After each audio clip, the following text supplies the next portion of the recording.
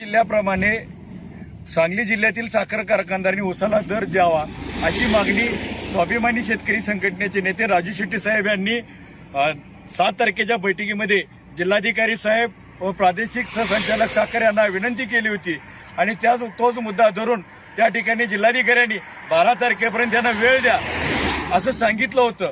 परंतु आज 11 तारीख आहे, परंतु कोणत्याही साखर कारखान्याने अद्याप दर जाहीर केला नाही। त्यामुळे आज सोनीराज सहकारी साखर कारखाना तसंच क्रांती सहकारी साखर कारखान्याची वाहनं या ठिकाणी जुना सांगली तासगाव रस्ता, सांगली तासगाव तसंच सांगली सातारा रस्ता या ठिकाणी हिंगणगाव खुर्द या ठिकाणी वाहनं अडवली होती। या ठिकाणी साखर कारखान्याचे लोक प्रतिनिधी येऊन त्यांनी सांगितलं की उद्या आम्ही कोणत्याही परिस्थितीत दर जाहीर करणार आहे, त्यामुळे उद्या दिवस आम्ही वाट पाहतोय। जर उद्या या सांगली जिल्ह्यातील साखर कारखानदारांनी दर जाहीर नाही केला कोल्हापूर पॅटर्न प्रमाणे, तर एकही वाहन ऊसानं भरलेलं या ठिकाणी रस्त्यावर चालू देणार नाही।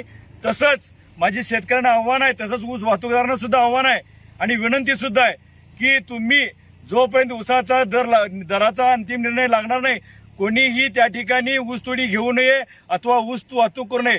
होणाऱ्या परिणामाची सर्व जबाबदारी कारखाना प्रशासन व ऊस वाहतूकदार यांची राहील। आता isakal.com आहे देशातील नंबर 1 ची मराठी न्यूज वेबसाईट। प्रत्येक अपडेटसाठी isakal.com ला नक्की भेट द्या।